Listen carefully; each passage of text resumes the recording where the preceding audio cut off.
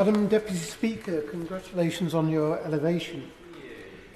Today, we stand on the brink of a new era for our country with the recent announcement of a historic partnership between Great British Energy and the Crown Estate. This will usher in billions of pounds in investment for clean power.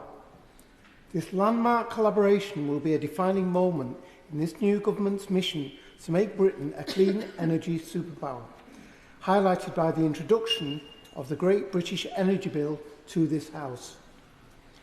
I share the concern of many in this chamber that for too long families and businesses had to endure sky-high energy bills, and this was due to the mismanagement and exposure to volatile international markets. Great British Energy will be owned by British people and be fortified with £8.3 billion of new investment. It is positioned to drive clean energy deployment across the United Kingdom. This will promote job creation, energy independence and economic revitalisation. The formation of Great British Energy signifies a definitive break from the past, steering us towards our ambitious goal of clean power by 2030. The Crown Estate, with its extensive £16 billion portfolio and newly enhanced investment capabilities, will synergise with Great British Energy's strategic oversight.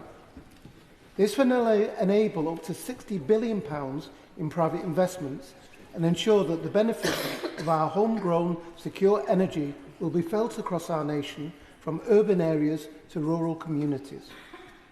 It is essential that we collaborate with the private sector, allowing us to amplify our renewable energy capacity, double onshore wind, triple solar power and quadruple offshore wind by 2030.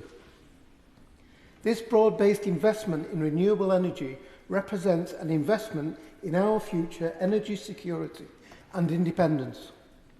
This ambitious plan will not only produce cheaper power for our constituents, but will also ensure that profits are reinvested back into our communities. The creation of Great British Energy marks a critical step towards generating clean energy, cutting energy bills and delivering good jobs, particularly at a time when our constituents are grappling with the consequences of previous government failures which led to an energy insecurity crisis. In the last Parliament, I served on the Energy Security and Net Zero Committee in this House since its formation. I strongly believe that by accelerating our investment in energy infrastructure, this is absolutely critical, and initiatives like the Green Prosperity Plan will create hundreds of thousands of new jobs in clean industries by 2030. And this plan, I believe, is vital to securing British leadership in the global clean energy transition. Great British Energy, as the Minister said earlier, and I'm sure he's very proud of it, will be headquartered in Scotland, ensuring that every corner of our United Kingdom plays a critical role in this green revolution. Alongside the lifting of the onshore wind ban, approval of significant solar power projects and the establishment of emission control headed by Chris Stark, yesterday's announcements underscore our government's commitment to securing Britain's energy future. Furthermore, this government's plan to impose a windfall tax on the record oil and gas company profits will serve as a financial leveller. It will redistribute excess profits and ease the public burden. The transition to renewable energy must be meticulously planned and executed. In this context, the burning of woody biomass for electricity presents substantial risks to our clean energy future.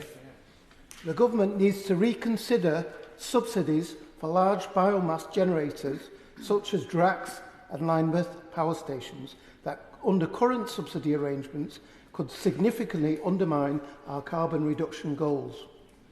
Investigations have revealed that Drax, the UK's largest emitter of carbon, has been involved in practices that are environmentally unsustainable and counterproductive to our objectives. Extending these subsidies could result in an increase in carbon emissions and burdening bill payers with higher costs. The government must heed the advice of independent bodies like the Climate Change Committee and the National Audit Office by ensuring that any future subsidies are conditional on sustainable practices. This will promote the use of local waste biomass over imported material. Furthermore, an equitable transition away from North Sea oil and gas remains crucial. Despite 50 years of drilling, these resources are depleting and cannot meet UK demand. Increased domestic oil and gas production would not alleviate high energy bills or enhance energy security, as global market forces determine those prices. By ending new oil and gas licenses and speeding up the adoption of renewable energy, we solidify our position as a world leader in climate